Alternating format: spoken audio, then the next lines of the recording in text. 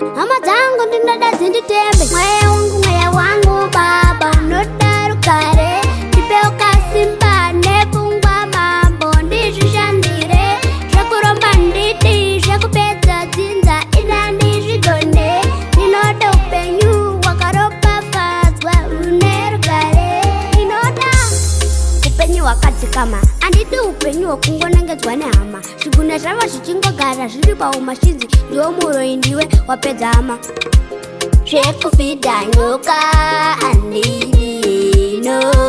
Neupenyu hwemiko andidi no. Mweya wangu baba unodarukare. Tipeo kasimba nepungwa mambo ndizvishandire. Zvakuromba nditi zvakupedza dzinza ina ndizvigone. Ndinoda upenyu wakaropafadzwa unerugare. Salivonani linjani lonke emakaya makadiko muri sei kwese kumatimana enyika amuri. Hello and welcome to this exciting episode. Yes, it's Drewmas Stars, where we bring you the finest and the best Zimbabwe is bringing up. My name is Rachel Tendai Nerera. Just call me Ray Bay. That is what all my friends call me. Today on the show, we are having a very young man, not just young and talented all at the same time.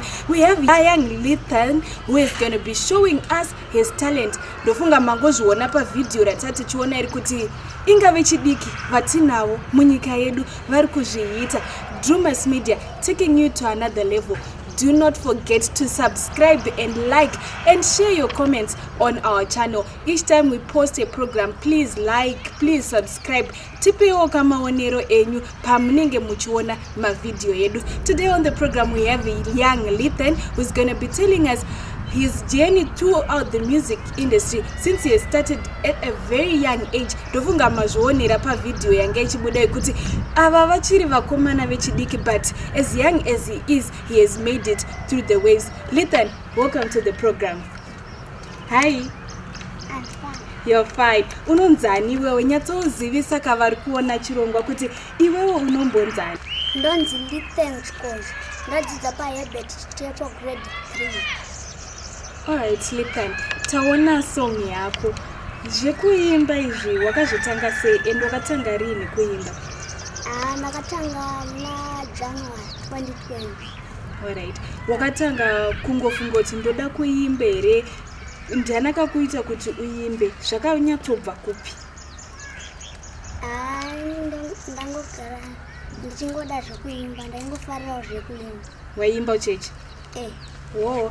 Saka iwewe song yataonai wakanyora wega here kana kuti wakanyorerwa? Ndakainyora ndega ndikazobatsirwawo namukoma vangu nadhedhi vangu apana. Alright. Saka song yako iyi inonzi chii? Mweya wangu. Alright. Okay, Lithan, watiwauya nadhedhi vako. Baba vaLithan, makadini? Ndiri kwangu. Tinokuchingamidzai kuchirongwa Drewmas Stars kwatinoguruma nekusimudzira vadiki vachiri kuimba nevachiri kutanga kupinda mumusic industry. Tokumbira kuti mumbotiudzawo kuti munozvigona sei kuti mwana achiri mudiki then oti ndinoda kuita zvekuimba? Ndinoda kufara uye ndino mufaro wakanyanya nomubvunzo wenyu, mubvunzo unondipa manyawu pamwe chete nekukurudzira vanhu vazhinji veZimbabwe. Ndinofarirawo kuti naivo vagokwanisa kuti vatange kana kuti vawanikwe vari vanhu vangandouyawo muurongwa hwakanaka kudai. Mwana wangu anoitwa Lithan, kureva kuti Litman sezita raangandoshandisa kundoimba. Yesu tichigara muno muWhite Cliff South tinoshuva kuti achaenda mberi uye ari kuenda mberi pamaimbiro nokuimba kwatakaona kuti wanga ane chido. Ini pache zvangu ndiri archbishop wechechi inonzi Zvirovo zvaJehovha Apostolic Church. Ndakakurawo ndiri muimbi, ndakakurawo ndichidawo kuti zvinofanirwa kuimba, asi tinongoziva kuti like father like son. Zvimweni zvezvipo is hereditary, zvinobva mukati mevabereki. Ndakaona chipo chake kubva achine makore anokwana 5. Aiva mwana aiti pandaikwanisawo kuimba, pandaikwanisa kuratidza mufaro kuburikidza nokuimba, naiye waiedzeserawo ari parutivi rwangu. achizama kundobatawo manzwi maviri nematatu andaikwanisawo kuti ndichinge ndichindoimba. Saka nanhasi iye akazvitora zvikava pedo naye, ari kuzvikwanisa uye ari kuzviita. Saka ndinoshuva kuti pese paanga achiita music yake paari kuita ndaimisirawo chimubatsira achinge abudawo nemamwe manzwi etinenge chiona kuti ane kwaanoinda, isu taizomasimudzira pamwe chete nekumawedzera kuti iye akwanise kuratidza nyika kuti une zvaanokwanisa kuita paruoko rwake. Baba Litman, mataura imimi kuti Litman kuimba kwaita kwakabva kune kwamuri. Imimi munotoimba zvekutsikisa kana kuti munongoimba henyu zvekuchechi? Ichokwadi, kuimba ndinoimba zvekuchechi, ndigoimba zvekutsikisa zvakare. Handisati ndabudisa nokuda kuti neniwo ndaizvitora sezvinhu zvaya zvisina maturo, ndaizvitora sezvinhu zvaya zvisina basa, asi kuti ndakazozviona papaya kuti zvine punduso uye zvinokwanisa kuti umweni womunhu agadzire zita rakanaka pauso hwevanhu kuburikidza nokuratidza chipo chake. Saka chipo chaLitman chipo chakabva mukati matiri kuburikidza nekuti neniwo ndaikwanisa kuimba, neniwo ndichiri kukwanisa kuimba, ndichiri kuda kutaridzavo kuti ndinokwanisa kusumudza mureza weZimbabwe kuburikidza nekuimba pamwe chete nevana vangu. Litman, ndokumbirawo undiudze wewe kuti zvekuimba izvizvi hazvikukanganise here kuchikoro? Hazvindikanganisi. Alright, senge ezvinezvi manga mukuita online learning, unozoigona here kuti wombowana nguva yekuita zvechikoro uri kumba apa urikuda kuita music? Zvechikoro ndotowana nguva yacho. Alright, last term wakaita nambari? 1. Number 1. Aiwa, kanti muri kuzviona muri yeZimbabwe vane vamwewo vana vavo vachiri kukura vari kuenda, hanzi Litman anotoita number 1 muclass asi achiimba zvinonakidza kudai. Saka ngatisatsikirirei zvipo zvevana nekuti vanenge vachiziva zvavari kuita. Tombonwira mvura. Zvekufidha nyoka andidino, neupenyu hwemiko andidino. Mweya wangu baba unoda rugare, ndipeo kasimba nepfungwa mambo ndizvishandire, zvekuromba nditi zvekupedza dzinza ina ndizvigone, ndinoda upenyu hwakaropafadzwa une rugare. Mweya wangu baba unoda rugare, ndipeo kasimba nepfungwa mambo ndizvishandire, zvekuromba nditi zvekupedza dzinza ina ndizvigone, ndinoda upenyu hwakaropafadzwa une rugare.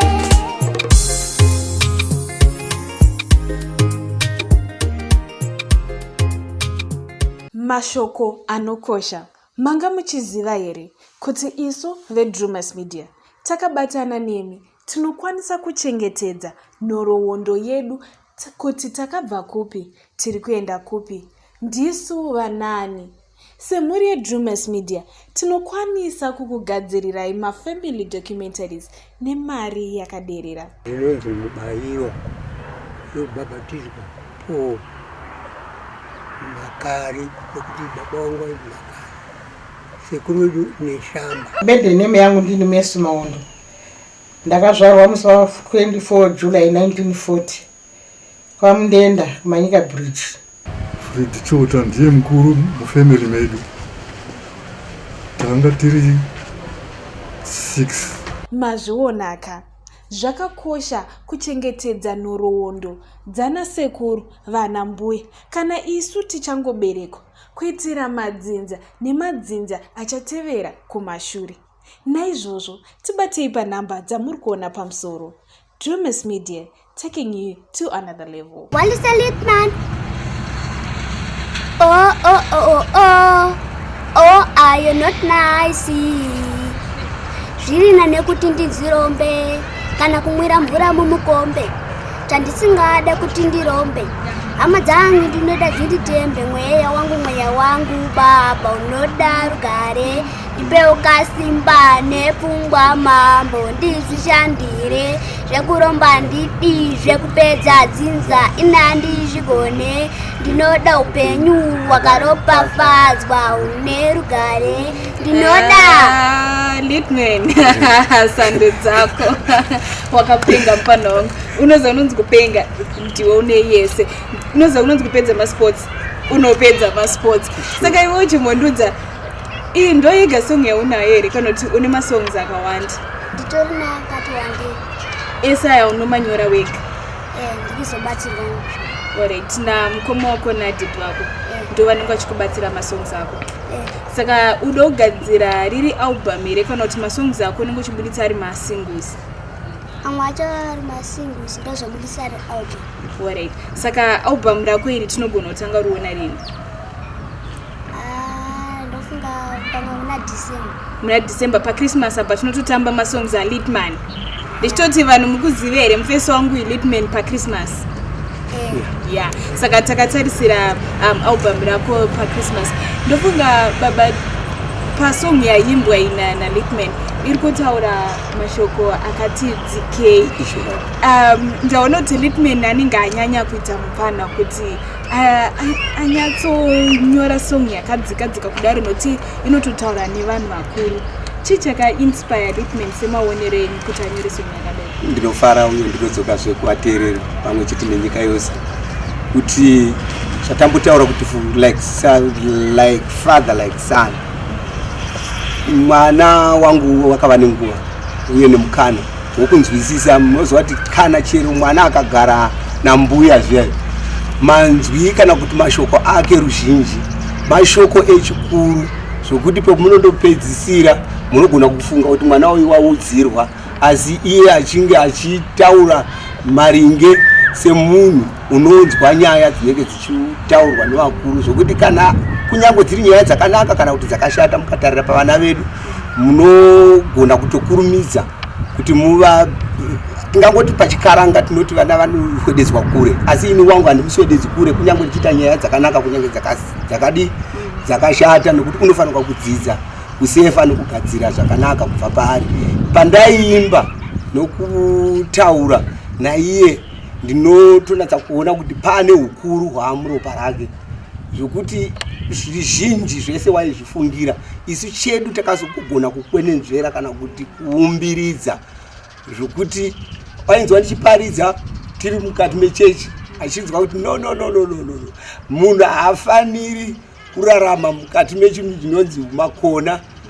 chechi yedu haigoni kuti ikwanise kundotora mushonga kana kuti tora chikwambo chokuti iwedzerwe kuti basa raMwari rigonzi rakura saka izvozvo zvese wakazviunganidza zvikava neshoko rokuti wakaona kuti mweya wake chaiwo unofanirwa kuverengwawo mune zvinhu zvakanaka zvisina vanhu vanogona kumunongedzera kana kumupupurira kuti watadza saka takangozoona kuti zvafunga kuti mweya wake unofanirwa kutakura chinhu chakanaka tikatichimuumbiridza nokumuonesa kuindisawo mberi kuti zvinozoguma zvakadai kuti nyika igodzidza nokunzwisisa kuti kugara kwevanhu hakusiri kuromba asi kunofanirwa kushanda nemaoko kuti tigobudirira senyika yeZimbabwe nepasi rose renyika ndinotendangu. Alright, do not forget to subscribe to Drewmas Media. As Drewmas Media, we always take you to another level. Tichienderera mberi nechirongwa. Litman, ndoda kuti undiudze kuti music yako yaunoimba nditi izim dancehall. Dancehall gospel. Alright, ndopa nachida kunzwa kuti uri mu-dancehall gospel unongoimba gospel chete haubude mune masongs egospel. Asi ari dancehall. Chimbotipawo kamwe kawakaimba kawakanyora kaunogona kutiimbira. Walisa Litman.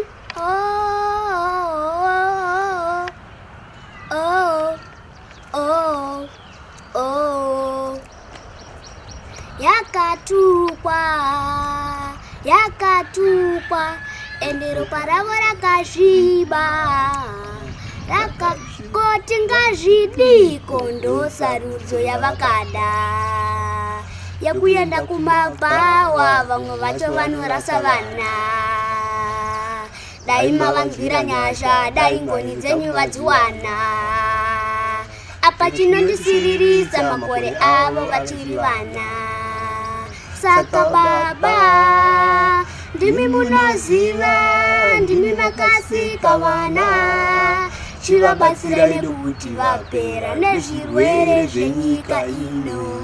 Nyika yenyu yavasodhoma negomora.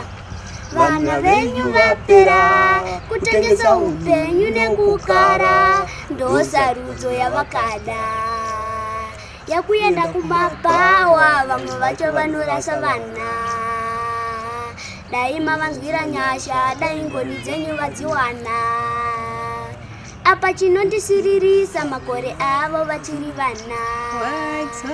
Alright. Aiwa kani mukomana wandinaye nhasi akanyanya anonzi Litman. Mutarisirei paDecember apa pane chaari kutiburira. Alright Litman, ndokumbiroti iwo umbotudoti career yako yemusic iyi unoiona yakaita sei pamakore mashoma atakatarisa? Iri right.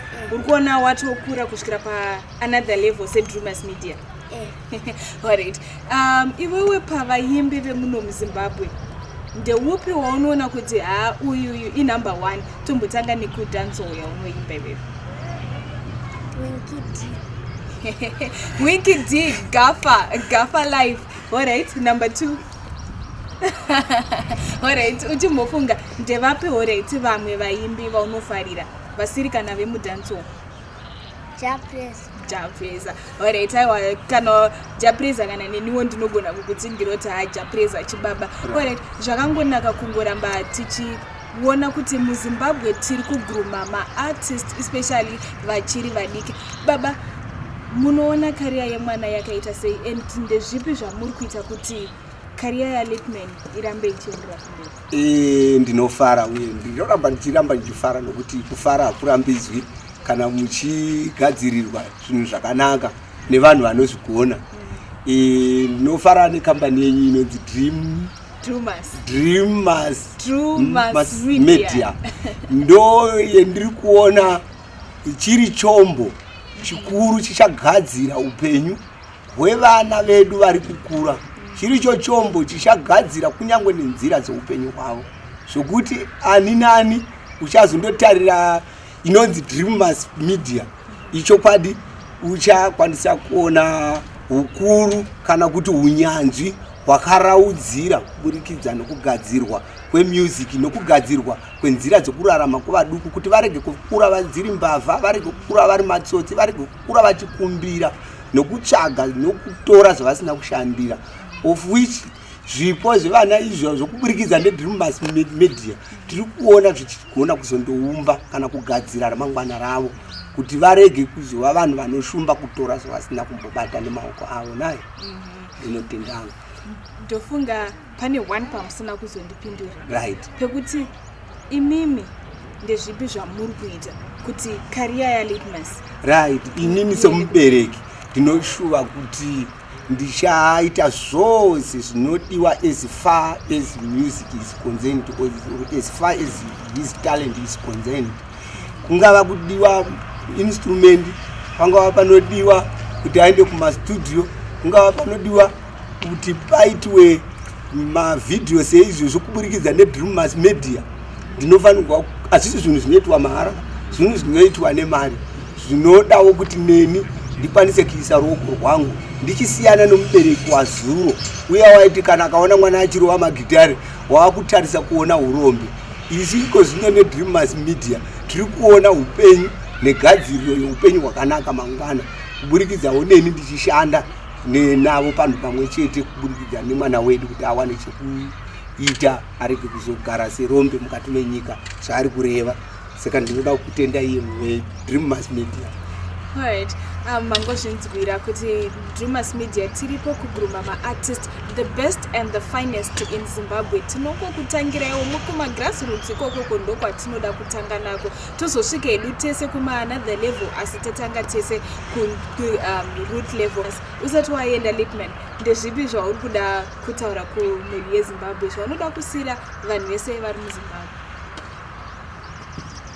Album randiri kubuditsa kuchita kunakidza isingaite asi handisi kumira ipapo, ndikuramba ndichibudisa chete. Alright. Baba, mashoko enyu ekupedzisira kumhuri yeZimbabwe. Ndinoda kutenda mhuri yeZimbabwe kuti mugamuchire nemufaro, musonganewo nesu mufaro watakagadzirirwa naMwari pamwana muduku wedu wetinayo nemakore mapfumbamwe kureva kuti 9 years. Saka ndinoshuwa kuti mune vana nevane hama singada kuti zive nezvipo zvetinofanirwa kurega kuti zvitsikirirwe. Ini ndinoshuwa kuti mhuri yeZimbabwe isumudzire nokuva pamwe nemhuri dzayo pazvipo zvezinadzo kuti varege kuzoshumba kana kushuva kuzotora zvavanenge vasingashandiri ivo. Ndinotenda hangu. We have come to the last part, the final part of our episode, Drewmas Stars, where we bring you nothing but the best of Zimbabwe's upcoming artists. Today we had Letman on the show, and he has been telling us how he started his music and how is the journey so far. But we encourage you to subscribe to our Drewmas channel, and always link, subscribe, share with your friends everywhere. Tell them about Drewmas Media. We always taking you to another level. My name is Rasha Onerera and the crew behind the scenes. That's bye for now.